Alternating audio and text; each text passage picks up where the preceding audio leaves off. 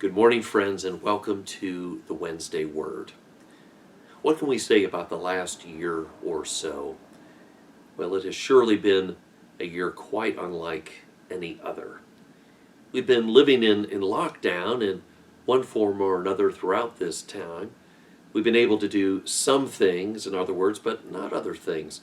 And our homes, in many ways, have become even more our castles. Indeed, for some families, rooms within homes have become castles in their own right.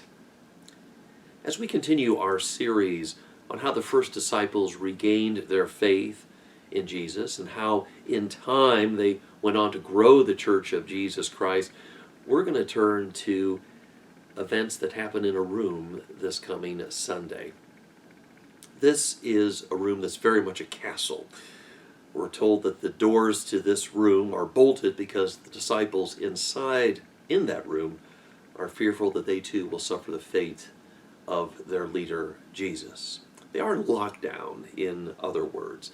And then there's Jesus. Jesus appears to them alive and well, free from the tomb where his body has been laid. No, this can't be him, they think, this figure before them. He must be a ghost. They're terribly afraid. And when you and I think about ghosts, I think we often tend to become fearful. While I will unpack this moment and what follows from it more fully this Sunday, I'm struck by the parallels into our own time and also the possibilities that are present at the same time.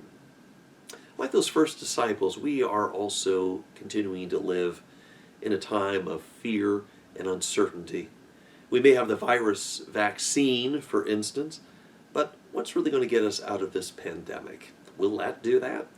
What about the jobs that have been lost? So many lives that have also been lost, livelihoods and dreams that have vanished. What about them? When Jesus appears to his disciples, he sees their fear, and he works to put them at ease.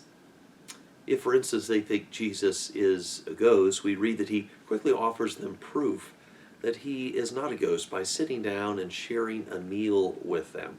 We read that Jesus, in particular, enjoys a piece of broiled fish. And friends, if we know how eating together can really break the ice between people, well, here is a supreme example of that. But that's not all that happens.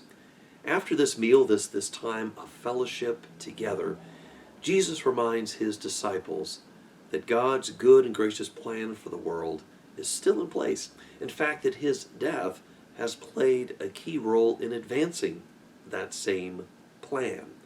All is not lost, in short. Much lies ahead, Jesus promises them, that will see God's love, justice, and mercy spread over more of the globe.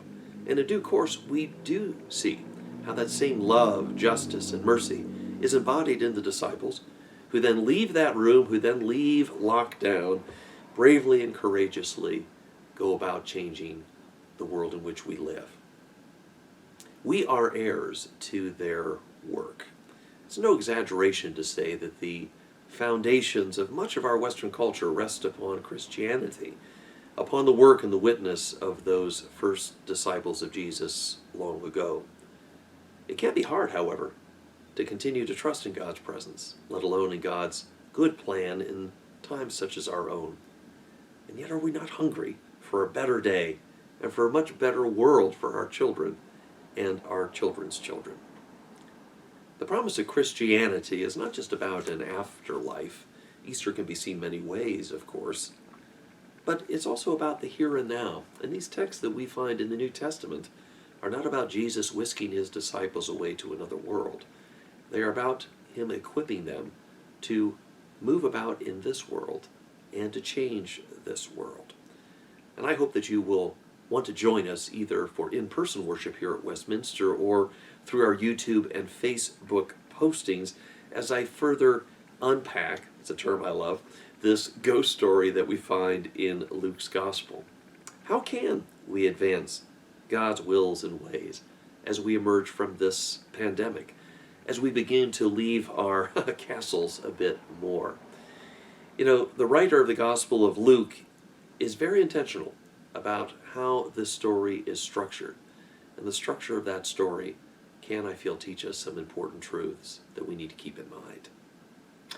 And sometimes, well, hearing a great traditional hymn, to my mind, is just the ticket.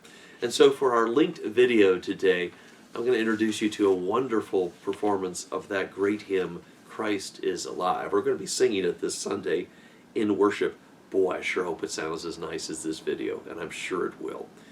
It is one of those hymns, I believe, that replaces the fear and uncertainty we can have with the reassurance that Christ is alive, and God is present with us, and God is leading us into a better future. And so until next week, my friends in the Lord, may the peace of Christ enfold and empower us all. God bless you. Take care.